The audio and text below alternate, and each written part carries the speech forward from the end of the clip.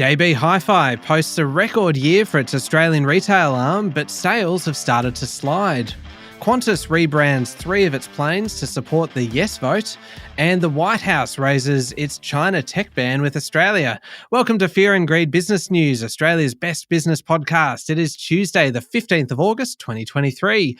I'm Michael Thompson, and Sean Almer is still away. I'm joined instead by Jennifer Duke. Jen, good morning. Good morning. Now, Jen, you've got a fantastic interview coming up after the show, and it sounds like you really enjoyed this conversation. You're speaking with Simon Griffiths, who is the founder and CEO of Who Gives a Crap? Yes, that's actually the name of his toilet paper company, so I hope everyone knows that. But it was a very good chat. We get into how many plies is the best number, as well as everything that happened to his business during COVID. Yeah, it is a company that has a real social conscience, and it's been running for just over a decade, and they have donated millions of dollars to improve kind of water quality and sanitation around the world. So it is well worth a listen to Simon. That interview is coming up a little bit later on. Got a fair bit to get through before then, though, Jen. The main story this morning, JB Hi-Fi has reported a bumper year of sales, up 4.3% to $9.63 billion. But it's showing signs of consumers starting to rein in their spending this financial year. Yeah, JB Hi-Fi Australia, the arm of the business with the electronics and tech retail shops, recorded a 5.6% increase in sales to a record $6.55 billion over last financial year. But the online sales dropped 20.9% to $940 million. This obviously reflects lockdowns ending and shoppers getting more comfortable to go back to physical stores. But online sales are still up considerably compared to pre-COVID. As you flagged before, though, the more interesting story here is really what was going on with JB Hi-Fi's retail outlets over July. And the market was tipping a 6.4% decline in sales, but the actual decline in the trading update was 2.9% on a comparable basis. Did JB Hi-Fi CEO, and look, we always talk about the fact that the numbers are always interesting, very, very interesting, but you get so much information and so much insight from hearing what the CEO says when the results are released. So did Terry Smart, the CEO of JB Hi-Fi, have any guidance as to how sales are going to hold up for the rest of the year, what their expectations are? Yeah, so he was pretty positive. He said that last month's total sales are well above the same period in July 2019, which is obviously ahead of COVID. He acknowledged that there's uncertainty in retail at the moment, but he thinks that the brand's low-price market position will help them. And we all know shoppers are value-focused at the moment, so I think he's got good reason to think that. There wasn't any further guidance for this financial year, but there are some other early warning signs that the cost of living crunch and higher interest rates are hitting shoppers' back pockets. JB Hi-Fi's white goods retailer brand, Good Guys, had total sales up 0.8% over the year to $2.81 billion. But over July, there was a 12% decline, and there's a deep connection between new home building and white goods sales. So it'll be an interesting one to keep track of. It's really quite a sharp dip, isn't it? It's probably a little bit alarming to see figures like that for a 12% decline in July alone. So I'm sure there'll be plenty of people watching this very closely. Okay, JB Hi-Fi aside, how did local markets perform yesterday? The S&P ASX 200 closed 0.9% down to 7,277 points. Most sectors fell over the day, with the biggest declines in metals and mining and materials. Big miners BHP and Rio Tinto were both down more than 2%, largely due to concerns about the Chinese economy. Fortescue dropped about 1.8%. Other big drops came from Sierra Resources, down 6.6%, Elders Limited, down 6.1%, and Pilbara Minerals, down 6%. Lendlease was off 2.8% after reporting a net after-tax loss for the year of $232 million. The top performer on the ASX 200 was Lake Resources, up 7.7%, and then carsales.com up 7% after its big reporting day, which we'll get to very shortly. Yeah, carsales.com is an interesting company. We've actually spoken to the CEO, Cam McIntyre, a few times on Fear and Greed, so I'm looking forward to talking about that a little bit later. In the meantime, international markets, what's been happening? So jump in US 10-year yields to almost year-to-date highs put pressure on Asian currencies. The Aussie dollar fell to 9-month lows of US 64.75 cents. Gold purchases in the first half of this year were the highest on record, according to the World Gold Council. Al Jazeera reports the biggest buyers are the central banks of Turkey, China, India, and the EU, and Russia's also been purchasing a lot of gold. The 15th BRICS summit next week is set to consider the potential addition of new members. So hang on, quick interruption. The BRICS summit, that's BRICS. You going to Summit. guess? Guess who they are. I'm assuming that is an acronym or an initialism for the countries that make it up, right? Like, You're guessing right. okay, all right. Well, I'm going to guess the countries that make it up. B would be Brazil. I'm falling at the first hurdle here. I don't know. Is it Brazil? Yes, that's right. Can I guess the I would probably be India? Yep. C, Canada. Really? Really, Michael? China. Yes. Sorry, China. China, yes. Russia. Yep. And S. God, I have no idea. I'm going to regret saying this, but I don't know for the S. What is the S in BRICS? That one's South Africa. Oh, okay. That is a tricky one. I don't feel too bad about that. So what do we got? That's fair enough. Brazil, Russia, India, China, and South Africa. I feel like South African listeners of Fear and Greed are going to be really offended right now. Be mighty offended, as will the Canadians that I accidentally put them in there instead of China. Well, that's right. And maybe the world's second largest economy. Well, thank you. I thought with Sean away, I wouldn't have these moments where I feel like I made just such a monumental error. But anyway, I did. Please go on. Who else are they looking at adding into to the BRICS bloc? So there's 23 countries that want to join them. It includes Saudi Arabia, Iran, Argentina, and Indonesia. Some proponents of a larger group are saying that if they add some members, it will make developed countries listen more and rebalance global power. See, if I'd known that they were all emerging economies, it would have changed the way that I guessed. I don't know if I count China as an emerging economy anymore. So that's another interesting topic of discussion for some point. Yeah, well, that's probably why I didn't guess them. I suspect that's probably why. But I don't know that Canada's an emerging economy either. We'll be back in a moment with the rest of the day's business news.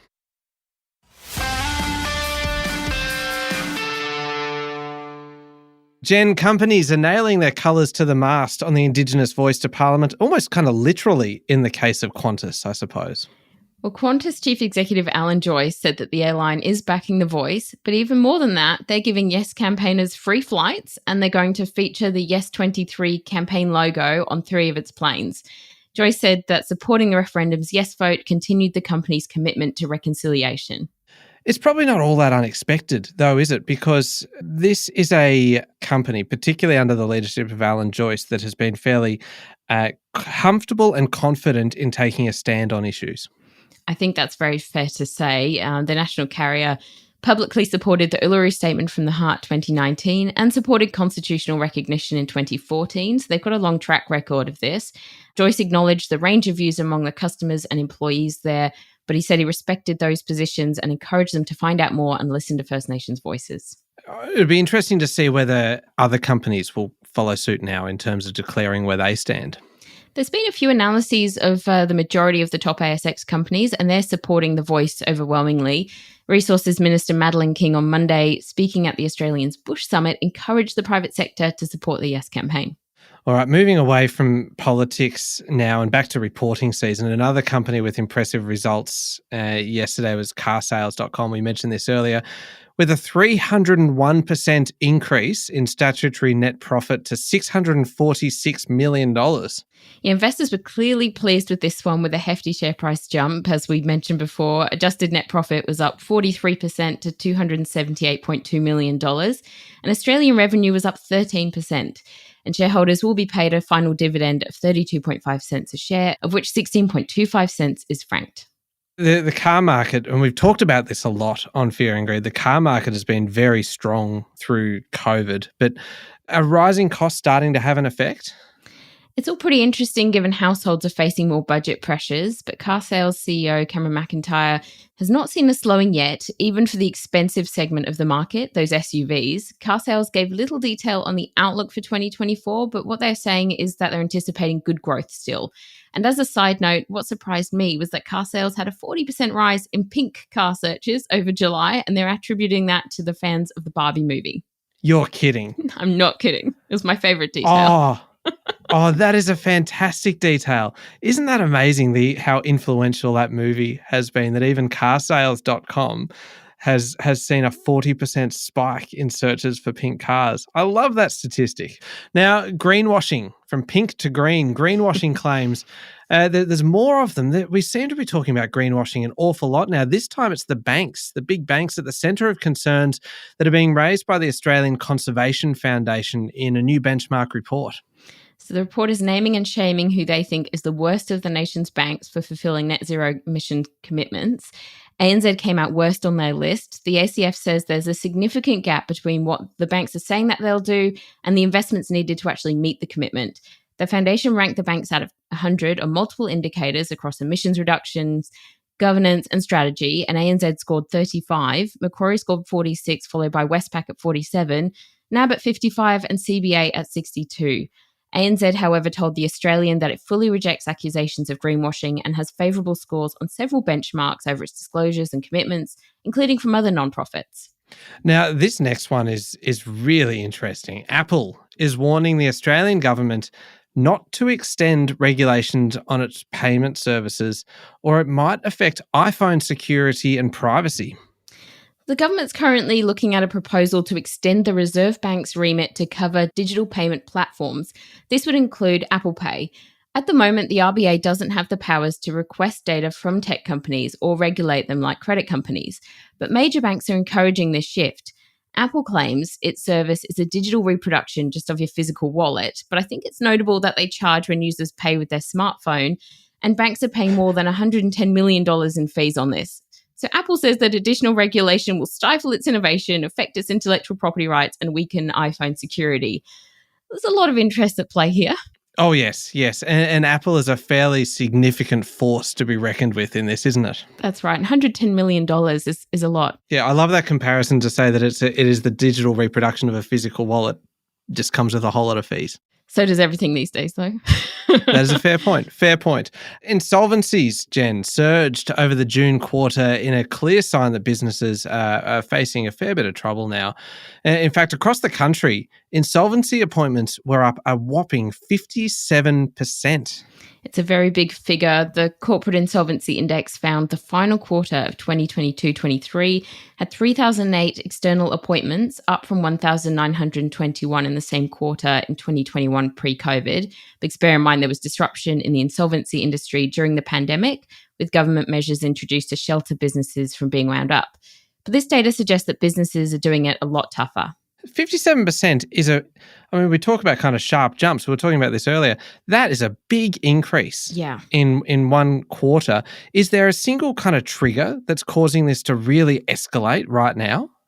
Well, it's probably a conflation of factors. Some of it's likely the difficult trading conditions that we're experiencing at the moment, but it's also being driven by increased debt collection activities. Insolvency Australia reckons the tax office is pursuing legacy debt, and they think more businesses will face insolvency in the months to come as a result. And they're also seeing the big banks increasing court wind-ups as well. Okay, so essentially after kind of long delays to all of this happening, we're really just getting stuck into it now. It's that crunch period. Yeah. Now, a new Commonwealth Bank report released yesterday shows consumer spending remained flat for the month of July and across the year has weakened.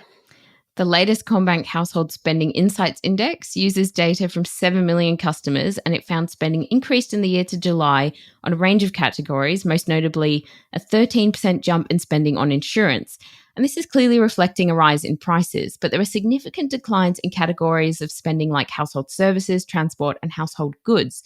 And the index is likely to weaken further over 23 and 24 as high interest rates take effect. Now, I find that kind of interesting given the Nick Scali results recently. Yeah, that is interesting. And 7 million customers means that this is a very kind of comprehensive data set, isn't it? That's right. It's about a third of the market. Wow. I think it's actually probably we might speak to Stephen Halmarick, the Commonwealth Bank chief economist, about this because it's such a massive amount of data. It is probably worth diving into. We'll do that this week. Now, the insurance industry, Jen, is facing significant pressure with the median cost of premiums rising 28%, according to a report from the Actuaries Institute. So they found the median home insurance premium had increased to $1,894 a year, and the average premium was $2,234, which is quite a lot. And rising building costs worsened due to the pandemic and the war in Ukraine, plus inflation. That's all part of this. But the risk analysts are anticipating the costs will go up even higher as climate change results in more natural disasters. And already they estimate that 1 in 8 households are struggling to afford their premiums. This could mean that households choose to skip insurance altogether or not fully cover themselves to manage costs. I've never been one to miss a free plug for something, so I'm going to give a quick shout out to our sister podcast, How Do They Afford That?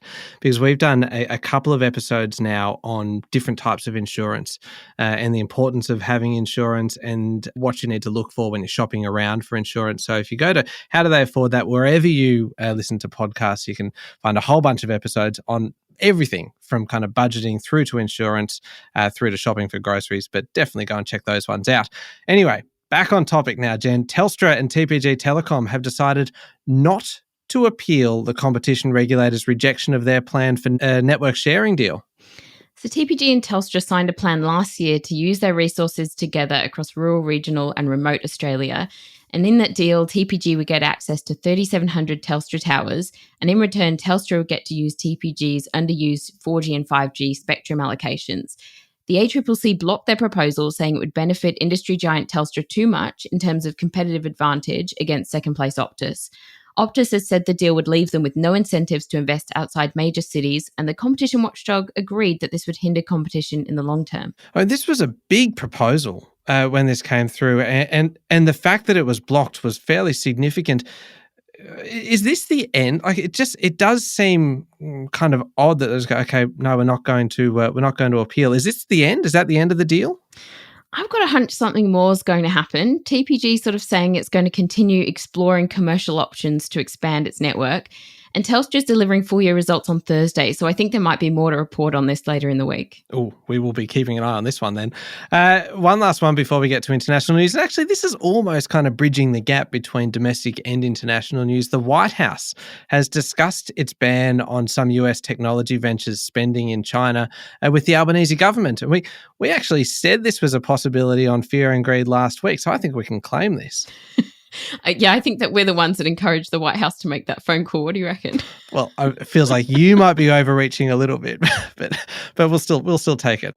Look, Australia and the US are major security partners, so it wasn't the biggest guess in the world that they might end up having a chat about this. US President Joe Biden recently signed an order that allowed the Treasury in US to limit American investments in Chinese companies that are developing artificial intelligence systems and semiconductors when they have military purposes. So, clearly we're not that shocked that the US government has now raised the issue with their Australian counterparts. And the Australian Financial Review is reporting that. Might Australia follow suit then? It's going to be a toughie. The federal government has previously blocked Chinese tech giants like Huawei from building sensitive technology infrastructure in Australia. I don't know if anyone remembers the big 5G debacle, but that was when they blocked them. It's a tricky time, though, because our trade relations with China are being rebuilt, and so it's quite sensitive at the moment. Speaking of sensitive, not enjoying the fact that you haven't let me have a single win today where I try and claim that story as a Fear and Greed victory, and you rejected that. I tried to add Canada into the BRICS organisation, and you rejected that one, rightly so. I'm hoping I might be able to find a win before we get to the end of the show, but it's not looking likely. We'll see how we go. Yeah, that sounds optimistic. International news time now, and the number of China-focused hedge funds has fallen for the first time in over a decade, and only 5 new funds have been launched in 2023. So the new statistics reported by Bloomberg suggest China hedge funds are heading offshore. More than 2/3 of China-focused hedge funds lost money last year, with over a third down 20% or more. So far this year, more than half of these funds haven't made any money at all. So investors are getting wary of the political risks, fears about the economy, the long-term future, and a crackdown from the Chinese government on industries like e-commerce. Goldman Sachs is forecasting the US Federal Reserve will start cutting interest rates by the end of next June. Yes, in a note to clients from their economists, they predicted that rate cuts will kick in from the second quarter of 2024. They're relatively confident about the fact that there will be cuts now that inflation is slowing, but they aren't quite sure about how quickly these cuts might happen. Morgan Stanley's economics team says a large part of the US economic slowdown is yet to come, and they see no reason for further rate rises. How big might these cuts be? I know that's kind of probably hard to speculate, and especially if it's going to be a fair way away, but do we have any idea? I feel like we need to do that Reserve Bank trick of putting caveats on everything anytime you're looking that far ahead. Yes, I think we do. But let's just assume, at least are the experts saying anything? Well, right now, Goldman is penciling in 25 basis points of cuts per quarter. So that's about one cut every 3 months, really. Meeting minutes from the Federal Reserve are due out soon. So rate watchers will be looking for any change in tone. But the economists reckon it'll be the November meeting when the Fed acknowledges that core inflation has slowed enough. And I'm sure, Jen, in your day job as economics correspondent at Capital Brief, you'll be keeping a very close eye on all of that. Now, after the show, you are speaking with Simon Griffiths, founder and CEO of toilet paper company Who Gives a Crap. That's coming up next. Yeah, it's a good blend of business and philanthropy and how they manage to achieve both those goals. Yeah, it's up next in the Fear and Greed playlist on your podcast platform or at fearandgreed.com.au. Thank you, Jen. Thanks so much, Michael. It's Tuesday, the 15th of August, 2023. Make sure you're following the podcast and join us online on LinkedIn, Instagram, X, and Facebook. I'm Michael Thompson, and that was Fear and Greed Business News. Have a great day.